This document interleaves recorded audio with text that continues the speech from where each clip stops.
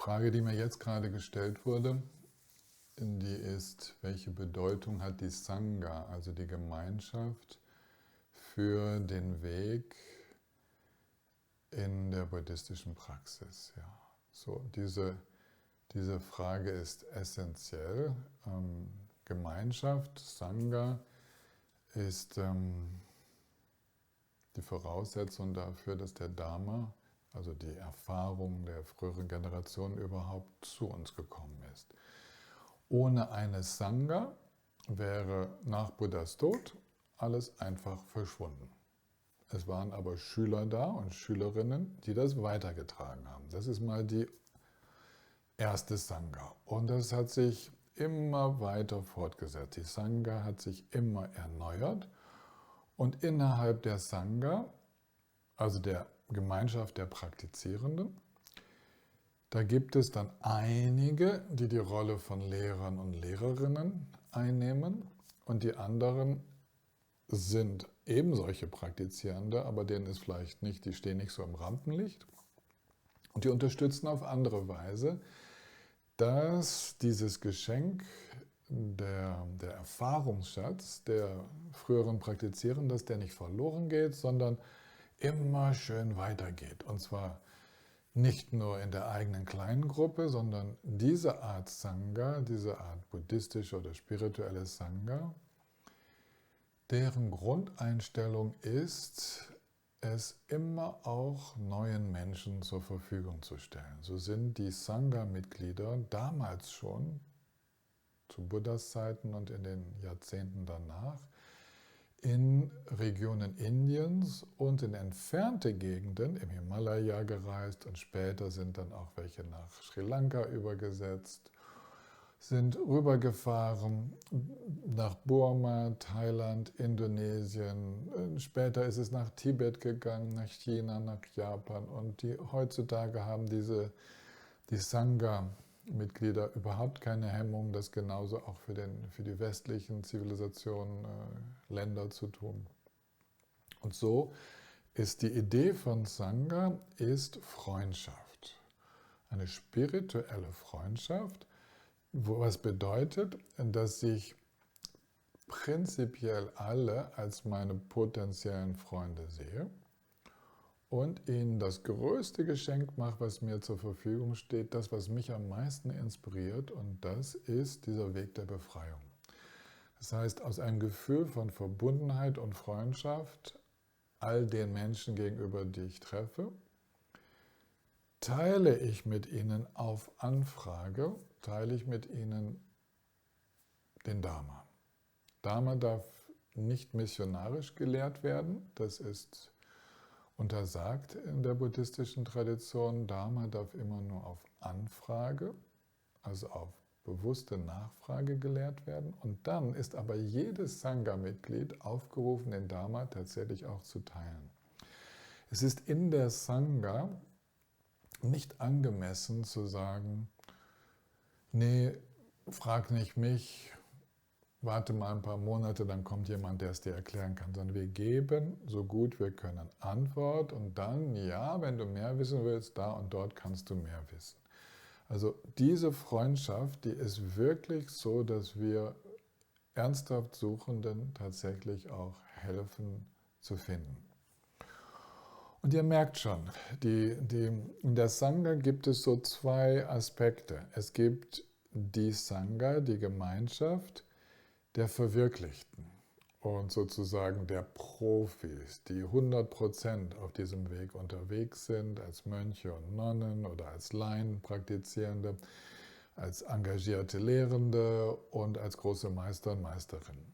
Und die verwirklichten und voll engagierten Mönche und Nonnen, die kann man als Einzelperson oder als Gemeinschaft, kann man sie als eine echte Zuflucht nehmen. Also auf die ist total Verlass. Und dann gibt es die andere Sangha, die Sangha all der Praktizierenden, die mit uns auf dem Weg sind.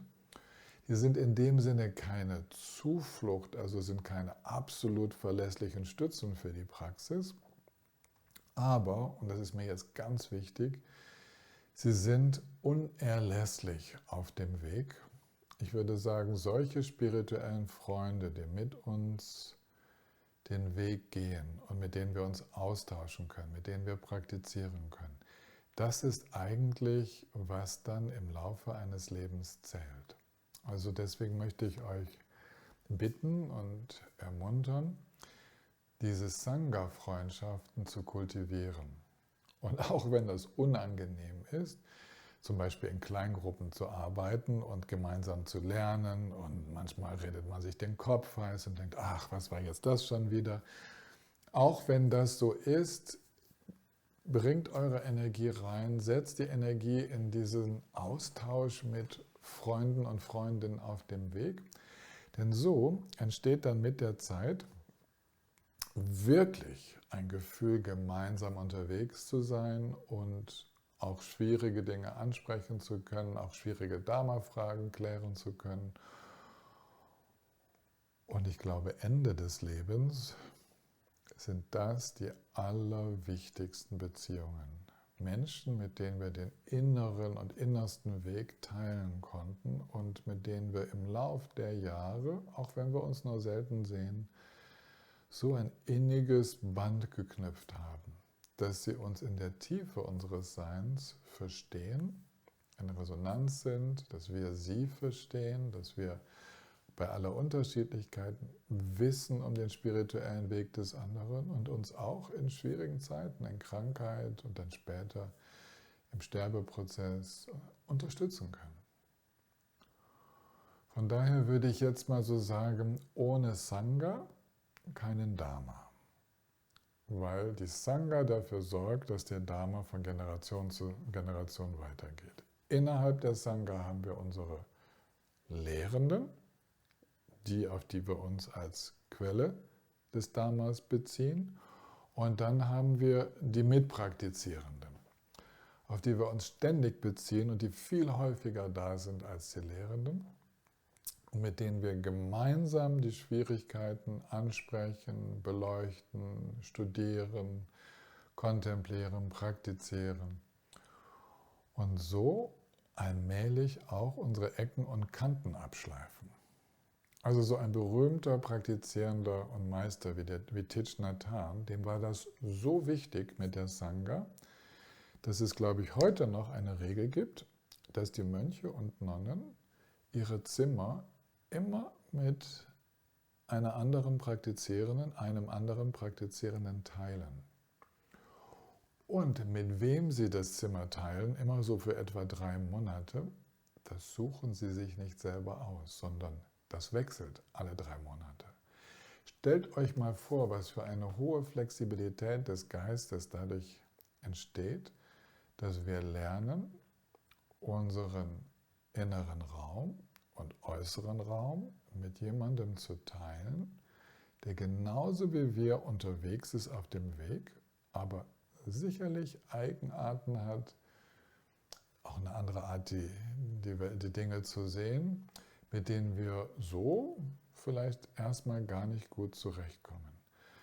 Und das hat dazu geführt, dass Thich Nhat Hanh das so gepflegt hat, dass er eine ganz starke Sangha aufgebaut hat. Eine Sangha, die nicht nur zusammen lernt, sondern auch zusammen lebt, zusammen reist. Und wo es nicht darum geht, die eigenen Vorlieben zu kultivieren, sondern eben auch Sangha zu leben mit Menschen, die ein wenig herausfordernder sind. Nicht für immer und ewig, aber doch so intensiv, dass wir dasselbe Zimmer teilen. Jetzt habe ich davon eine etwas abgespeckte Version vorgeschlagen, aber tatsächlich, also dass jeder seinen eigenen Raum hat, das erscheint für normale Laienpraktizierende so heutzutage wie so ein Minimum zu sein. Es ist ein Riesenluxus, dass ein Mensch ein ganzes Zimmer für sich hat. Und es ist völlig übertriebener Luxus, wenn ein Mensch mehrere Zimmer zur Verfügung hat. Aber wenigstens ein Zimmer, sodass man sich zurückziehen kann, weil die meisten Menschen im Westen sind nicht mehr in der Lage, so wie die Asiaten, auf Dauer ihren Raum zu teilen. Aber wir können unsere Wohnungen teilen, wir können in Wohngemeinschaften zusammen, wir können in Häusern zusammenleben, wir können Wenn das nicht der Fall ist, können wir zumindest regelmäßig zu Treffen der Sangha gehen, auch wenn das immer eine Anstrengung braucht. Aber das würde ich euch sehr ans Herz legen, dass wir so dafür sorgen, dass sich unsere Ecken und Kanten ein wenig abschleifen, dass wir weniger identifiziert sind mit unseren Meinungen und Sichtweisen, dass wir toleranter werden, dass wir viel mehr Raum entwickeln und bewusst gegensteuern, dass wir nicht im Alter immer verschrobener werden und unfähig mit anderen zusammenzuleben, weil einfach vieles für uns nicht mehr in Frage kommt, sondern dass wir im Gegenteil immer entspannter werden, immer offener, immer toleranter, mit Humor, mit Schmunzeln wahrnehmen, wie zum Beispiel die jüngeren Mitglieder der Sangha ganz anders unterwegs sind als ich und dass ich mit meinen älteren Kollegen und Kolleginnen auch diesen Humor behalte. Ja, wir sind sehr verschieden und wir sind gemeinsam unterwegs. Das ist echte spirituelle Freundschaft. Sie nährt nicht die Vorlieben, sondern sie nährt den Gleichmut, sie nährt das weise Verstehen, das Mitgefühl und bei allen nährt sie das Verständnis dessen, worum es wirklich geht im Dharma. Von daher ist Sangha aus der spirituellen Praxis nicht wegzudenken. Und wer meint, er könne ohne auskommen, der wird recht bald vertrocknen und vereinsamen. Das ist leider so. Man muss sich echt drum kümmern. Also, ich hoffe, ich konnte euch da ein bisschen Mut machen, euch auf solches Leben und Kontemplieren, Studieren in der Gruppe einzulassen. Vielen Dank.